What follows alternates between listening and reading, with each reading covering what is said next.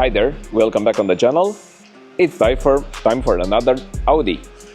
Yeah, I know, I already filmed an A3 from a couple of generations ago, actually. But this time it's sort of the top of the food chain in terms of A3 from Audi. Well, not really the top of the food chain because it's not the RS3, but it's the S3 in sedan configuration. It's a car from 2024 and it has done about 11,000 kilometers until now. Once again, I'm sorry for the decor because it's actually quite cold outside and it's also raining cats and dogs, but anyway, I couldn't pass the opportunity to film this car. So, what does the S3 means? Well, for this 2024 model, it means that it's got a 2-liter petrol engine with 4 cylinders and quite a hefty turbo because it develops 333 horsepower and a torque of about 420 on a compact vehicle. Yeah, I know, it should be fun. Continuing with the specs, because on this model at least they really count. We have a limited top speed of 250 kilometers per hour, and the sprint from 0 to 100 happens in about 4.7 seconds. Nowadays that's not an impressive figure because we do have electric cars going towards 3 seconds, even in sort of a compact segment like this sedan is. But considering that the car weighs at about 1.5 to 1.6 tons, it's actually pretty impressive. Obviously, it helps that this model is equipped with the S-Tronic double clutch gearbox with 7 gears and the Quattro all-wheel drive, which is a Haldex based system, meaning that for the most part only the front wheels are driven, but in case of need you can feel up to 50% of the power sent to the back wheels. Being a new S3, a facelift, this model at least also happens to have the torque split on the rear, so of that 50% that can be sent to the back wheels, 100% of it can be pushed only to one wheel. So yeah, it's gonna be interesting, as I said, to the driving part. But for the most part, it's actually quite a pretty vehicle and an interesting one, at least here on the channel. I don't mean that I didn't have interesting cars until now on the channel, but this one, it's actually sporty. It's meant by the factory to be sporty, and you'll see more about that in a moment. Now let's check out the trunk space. Even though it's a compact car, being a sedan, I think that you get quite a lot of cargo area. As you can see, we have the usual carry-on luggage, and it seems actually quite petite in here. I reckon you can fit at about 6 or 7 carry-on luggages like this one in here. But other than that, there's not much to talk about, to be honest. Yeah, you do have some light in here, a 12-volt outlet that's covered, but the outside pockets are not. Well, this one does have a small net in here. The one from the right side doesn't, unfortunately, but at least you get a hook in here for your groceries. And actually, this one seems pretty sturdy. And in terms of underfloor storage, you only get a small cubby in here, because there's a lot of parts underneath there. Now let's check out the back seats, starting with the door card. Yeah, the materials are not great. It's actually quite brittle, this plastic, even though it's a premium car. Nowadays, that's the usual stuff that manufacturers do. At least we do have some decor elements with ambient lighting. The door opens from here with an interesting design again. The armrest, it's actually quite soft, this one, so a plus, with an additional decor, sort of a stitching in here. The window controller, a pocket in here, and also the sound system from Sonos. Going inside the car, you do get the usual Audi nets on the back seats, some air vents here in the back, and a couple of USB-Cs. That's pretty much it for the most part, because you only get some light fixtures in the ceiling and no central armrest, at least not on this vehicle. Oh well. So this is the space back here. For a compact vehicle, I mean, it's alright for the most part, even though the front seat is way after the B-pillar of the car. I still have about 2 fingers of space for my knees, and in terms of headroom, again, about 3 fingers, even though we do have a panoramic roof on this car, but it's more than enough space. Again, the roof line is a bit sloping because we have the sedan and not the hatchback, but even so, more than alright. You do get some air vents back here, some USB ports. I am missing a central armrest, but anyway. And also, I do have almost the same complaint. Even though I can stretch my foot under the front chair, the rear bench is quite shallow and quite low, so I don't get enough underside support. But as I said, nowadays I feel that this is a complaint for almost every car. Now let's go to the front part of the car, where you'll greet it with almost the same material. It's actually pretty hard up here, even in front. It does have a small layer that seems a bit softer, but it's pretty similar with the door card that I used to have on my own car, the A7, which is a bit odd. I was expecting a bit more from Audi, at least in front. But anyway, you get the same decor. The armrest is again similar with the one in the back. An additional speaker in here, and door card that houses a bigger storage space, even though it's not covered. Now towards the seats, as you can see, they are quite sporty. They are quite body hugging, even though they're not adaptive from this part, and they're not electrical with the adjustments, but frankly I don't really care. You can adjust the height of the whole seat or just the front part of the seat, and also you get this extension, and I'll talk more about it in a moment, with an option in terms of a 4-way adjustment for the lumbar support. Now, if I'm gonna take a seat inside, that's a nice door closing sound. And as you can see, with this front part of the base seat extended, you do get quite enough under-thigh support, which is always nice to see, important in a long drive, even as a passenger, obviously. Then in terms of space, I have more than the palm of space, because the engine is not in line with the car, and in that way it makes more room for the passengers.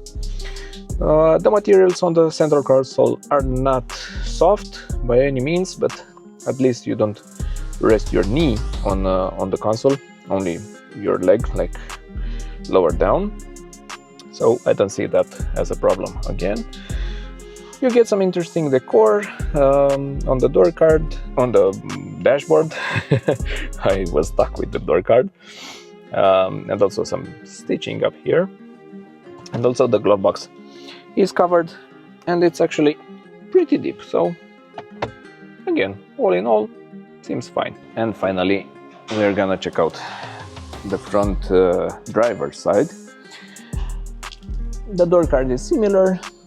Of course, you get an additional control for all the electric windows, the outside mirrors, the ability to close and to lock and unlock the doors from the inside, and also you can open the trunk from here. Other than that, the seat itself, it's identical with the one from the passenger side. And on the left side of the steering wheel, you do get a small cubby that's not covered, and the new light control from Audi. Now let's have a seat inside the car. And actually, let me just start the engine as well.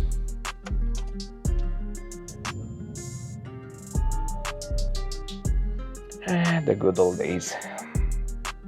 Yeah, anyway, let's see. This is the driver POV, and as you can see, we have a true S model, not an S line, with an interesting steering wheel with some decor elements that feels actually quite nice. The leather as well, it's perforated. And even though it's a car manufactured in 2024, we have physical buttons on the steering wheel. Yay! The left side controls the gauge cluster, and the right side controls the multimedia. The gearbox controls from the steering wheel, unfortunately, are not that nice. They're pretty small and they do feel quite plasticky, but anyway, they had to leave something for the RS, I guess. Behind the steering wheel is the usual stocks from Audi for wipers and lights. And also on this model we have adaptive cruise control underneath the steering wheel. In terms of the gauge, it's all you won't see in real life reflections like you're seeing now on video. The black levels actually are pretty nice. You can configure the look, you can see the whole map from the navigation system. That's the consumption of the car for the whole almost 11,000 kilometers, a bit over 13 liters. So yeah, not quite the 8.5 that Audi states. And I do have to mention that this model is not driven in Bucharest that much, so yeah, it's actually pretty high consumption in my opinion, if you don't factor in the performance of the engine. So we'll talk about more about that in the driving part of the review. Going back to the gauge cluster, you can switch the views, as I said, and also the information that it is shown in here. And also, as usual, I like to see the temperature of the oil. Going back towards the driver POV, I have to mention something. Usually I'm a fan of things that seem symmetrical, but even though on the passenger side you have another design here for the driver, at least with air vents up here, it reminds me of Lamborghini, something like that, and it seems pretty similar on either side. So yeah, all in all, it's an interesting design, lovely design, especially with the logo here on the steering wheel, because in a short while it's gonna be gone, this 3D model of the logo. Anyway, continuing we do have a panoramic roof on this model that you control from here. Also the light from the inside of the car is controlled through here, and the SOS button as well. The mirror is frameless and dimmable, nice to see. The infotainment screen, even though it's not the biggest, it responds quite fast, and it does have some feedback to it. You also get Android Auto, Apple CarPlay, so no worries there. And as you can see, we have physical buttons for the climate control in a new car. Yay! Yeah, maybe I'm just making a lot of fuss about that, but I do enjoy physical buttons for the climate unit, and also those from down here to control the assistance systems of the car, the automatic function of the parking cameras, hazard lights, the activation of the start-stop system, of the ESP program, and the drive select. And hear that noise. I mean, that's the feedback that we are looking for, honestly. The same here. Then you get a wireless charger for your phone and a couple of USB-Cs. The start-stop engine button, which has some red accents. Small capacitive control for the infotainment screen. The gear selector, which moves front and back, and also you put the car in park by pressing this button here. Not a fan of the piano black, but what can you do? Then you get the parking brake, a 12-volt outlet, a small place for the key, and also with a small mat. A couple of cup holders that are illuminated with ambient lighting.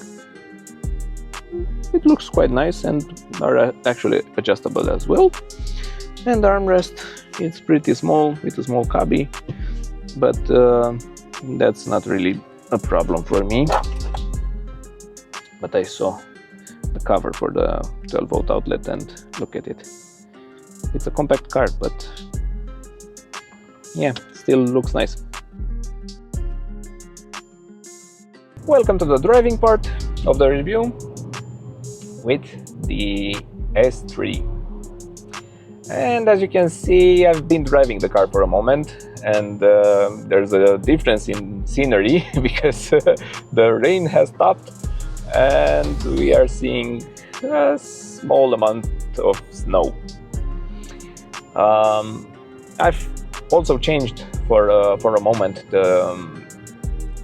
the piece of road that I'm performing my driving part, because after all, this car deserves it. Deserves bendy road with interesting turns and good asphalt for the most part, and hopefully some less traffic than we already encountered.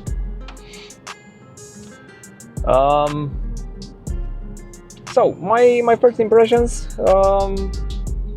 we are now in comfort mode, and actually it seems like we are in an A3 with something like a 1.4 liter engine, because the car is actually quite docile. It's quiet, comfortable for the most part, considering that, yeah, it's a bit sporty after all. But for a model that doesn't have adaptive suspension, because it's not configured that way, and it does have 18 inches in terms of the wheels, still it's quite comfortable, well insulated, something to be expected because it's a premium car after all. But considering that it's just a compact vehicle, one of the smallest actually from the Audi lineup.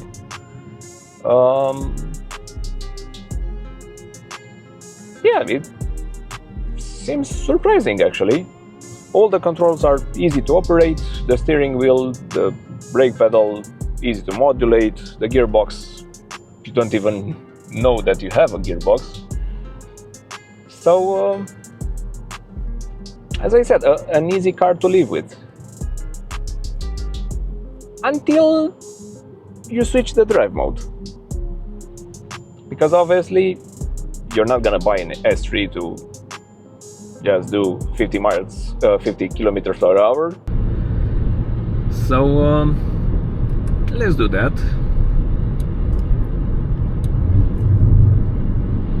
I've switched to Dynamic Plus. You also get a higher noise from the exhaust system with some burbles when you lift off or when you downgrade the gearbox.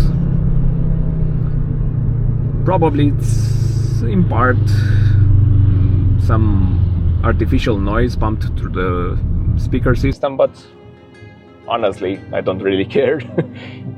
It seems more natural than on some other models. So yeah, the steering feel gets a bit harder to rotate, but it's quite precise nevertheless. And overall, the whole car seems to be tighter when you put it in dynamic. Having that rear differential really helps to push the car into bends, actually. So in that regard, it doesn't feel like a typical Audi or the way Audis used to feel.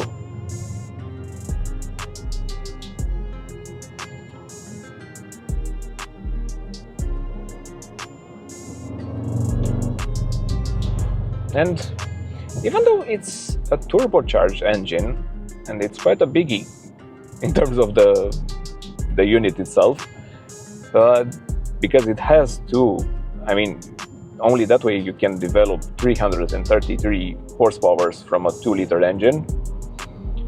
If you keep it in manual in the right power band,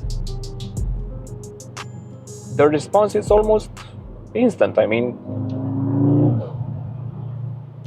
come on. Obviously, it's not the same feeling like an electric car, but close enough. You also hear some turbo noises if you're obviously driving without the stereo on. So actually, it's quite an engaging experience. Even though now I'm not really able to illustrate, considering that I do have a car in front of me and the driving conditions are wintry, to say the least.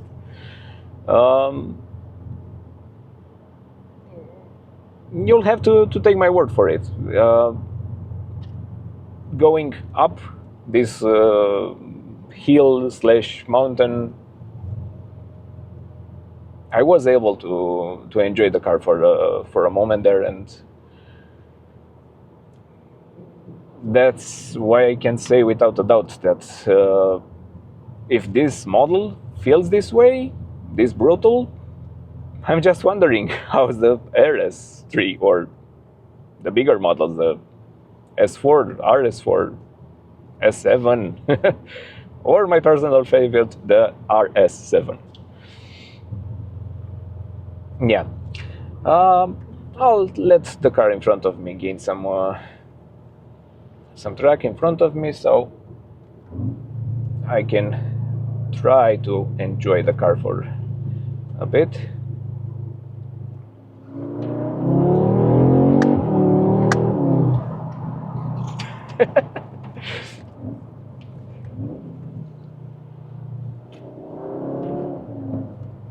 Yep, it really feels, seriously? Yeah. It really feels like the whole car is rotating mid-corner. So whatever the engineers did with that differential, damn, it feels like a rear biased system. Interesting. And also the gearbox, I mean, come on. I appreciate a torque converter like the next guy, but for this application, for this kind of driving, the dual clutch is exactly what the doctor prescribed. I'm not done releasing the flappy pedal control from the steering wheel, and the gearbox has already changed up. I mean, yeah.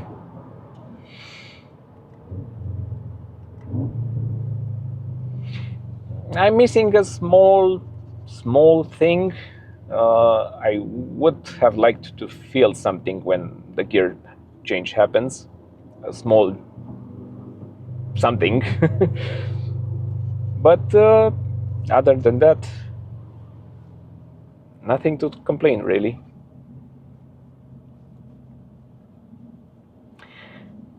Yeah. No. Not a chance.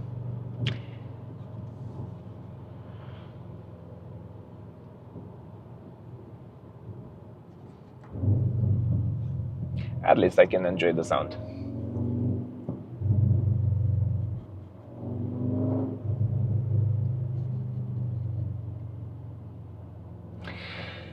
Okay, since I need to follow the vehicle in front of me, oh, or maybe not.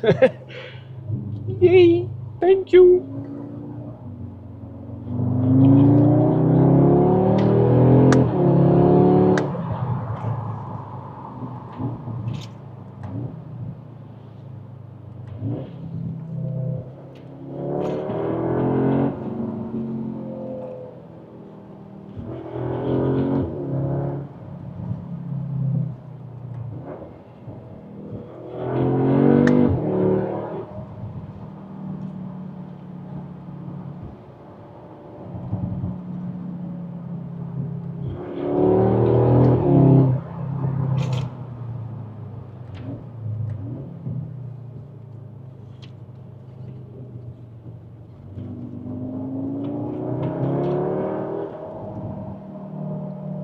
Burr. Yeah, maybe I do miss the sounds.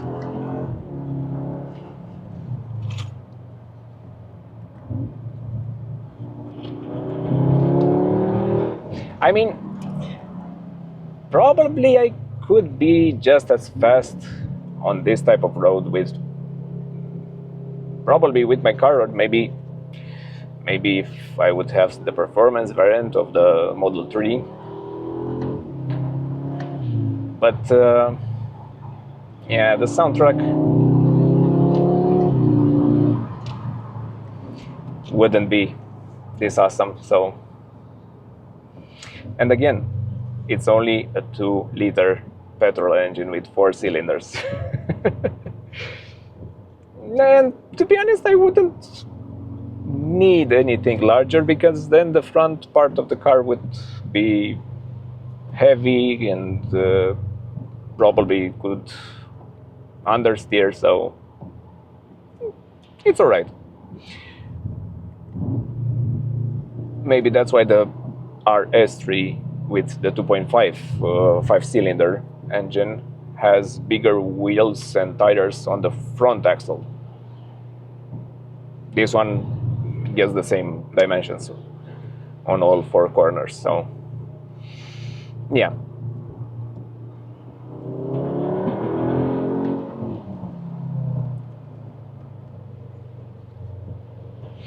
But once again, as I said, that rotating feel of the back end, amazing.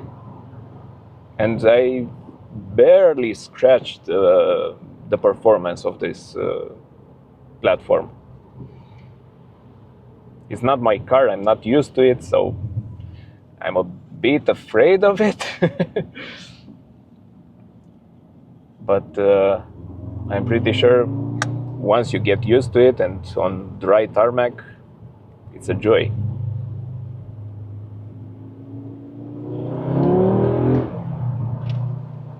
Yep. All right. I meant to move on with the discussion towards the maintenance of the car, because even though it's a petrol engine and it's not supposed to be all that difficult to maintain it, I mean, you're not really gonna buy this vehicle to use it as a daily with 50 kilometers per hour inside the city and 90 outside the city. Come on, you're gonna enjoy it, you're gonna have some fun in it. So probably you should consider some oil changes at about 5,000 kilometers. Or somewhere about that figure, because the oil is gonna heat up and it's gonna lose its properties over time. So yeah, it's gonna add up the whole cost. But if you can afford this car, come on, you can afford the maintenance as well. And in the same respect, it's the maintenance of the differential that has to be done at about 60,000 kilometers. Probably you could lower that interval as well, at least to 50,000 kilometers, maybe less. And the same values are applied for the gearbox as well, because it requires maintenance to about 60,000 kilometers. And I'm pretty sure you should lower that interval as well. Again, if you're using this guy knows that he's not allowed to make a left turn here. He's from Argeș, so I doubt it. But there's a sign on that pillar. Ah, yeah, he saw it. Anyway, sorry about that. Yeah, I was talking about the maintenance, the overall cost of ownership.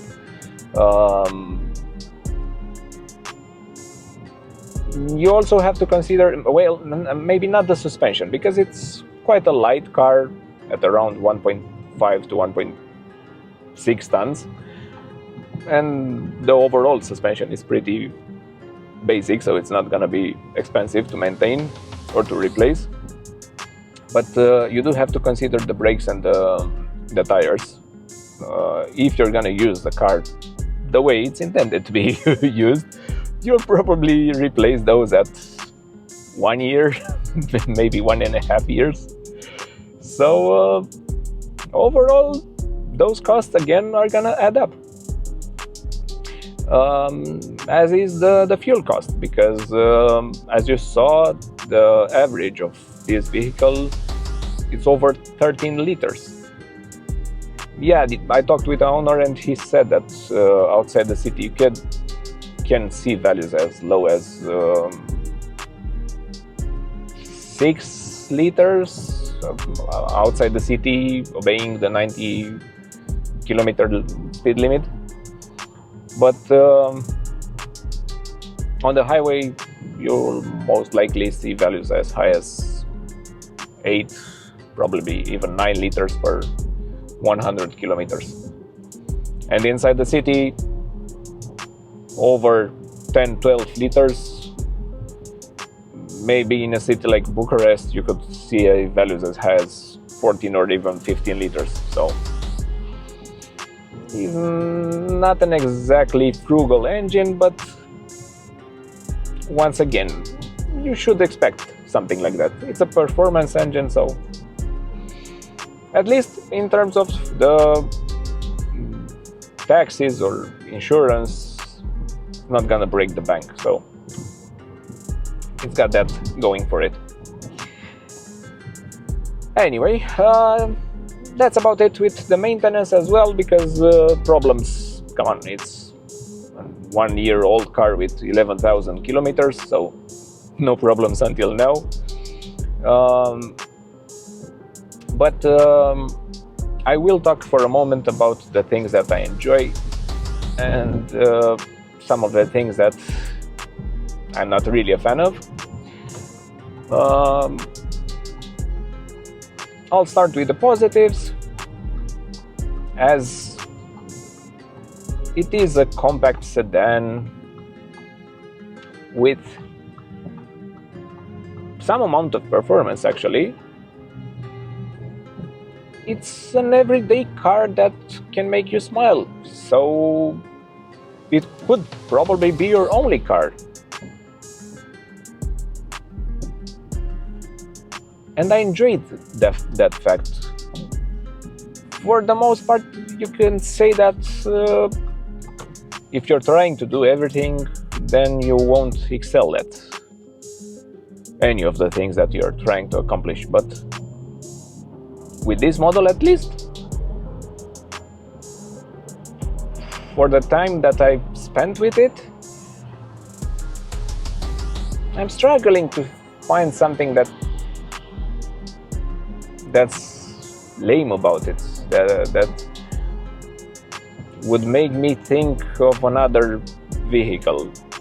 Yeah, okay, you don't have the ground clearance, it's not an SUV. But come on, other than that, if you do your homeworks and you know what you're getting yourself into, you're gonna have an amazing time with this vehicle.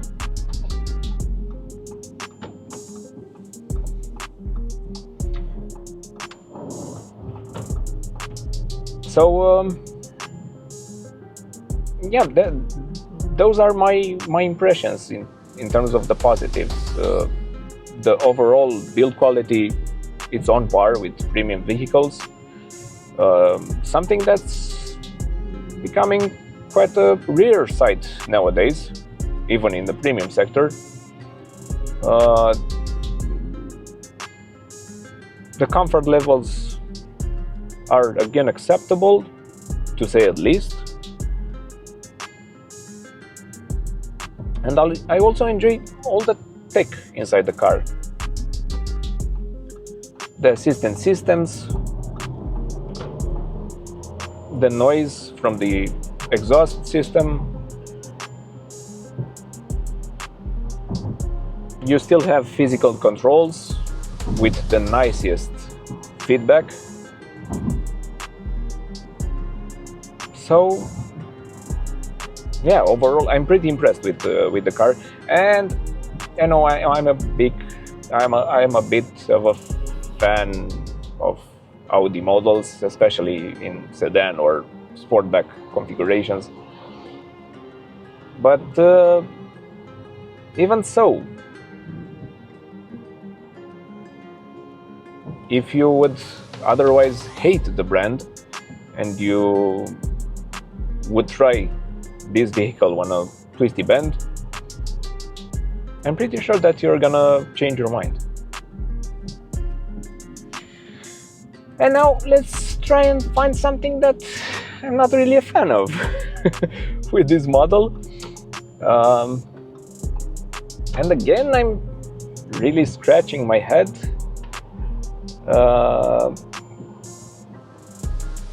Maybe I would prefer it to have an electric booth for an electric trunk for that premium feel, and to not get dirty on your hands when you open and close the trunk while driving in rain or snow, whatever.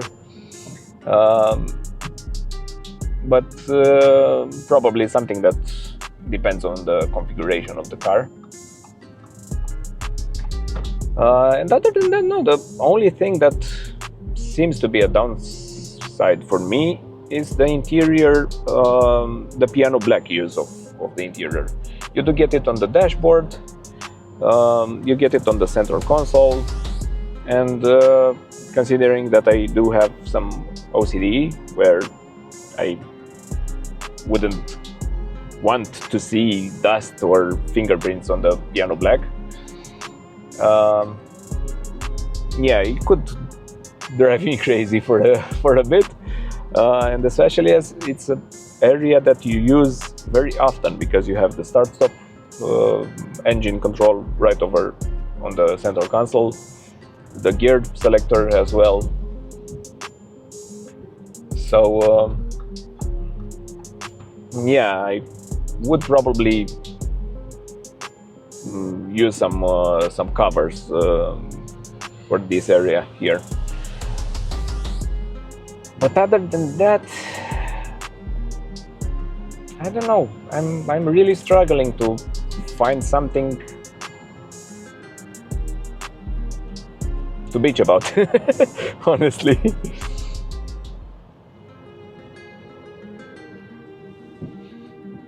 Yeah, something like that.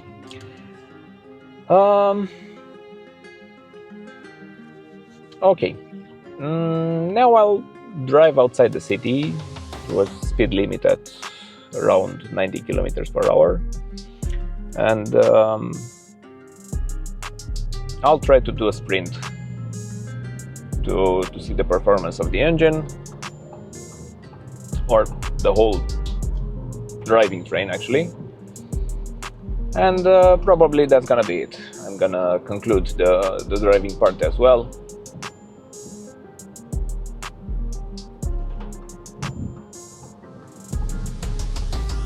So wait a moment till I get outside the city. Let's switch it back to dynamic.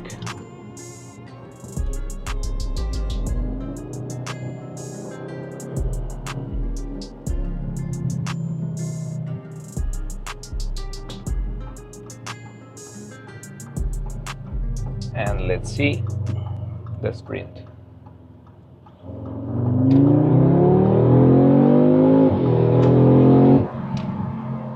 That's it. I mean, you barely touch the accelerator pedal and you're already at the speed limit. Yeah, as I said, that will be it. If you enjoyed what you saw, consider subscribing to the channel and also giving a like to the video. Also, you can use the comment section here on YouTube or on the social media to leave your impressions and to chat about the model that I've just tested. Until next time, thank you for watching.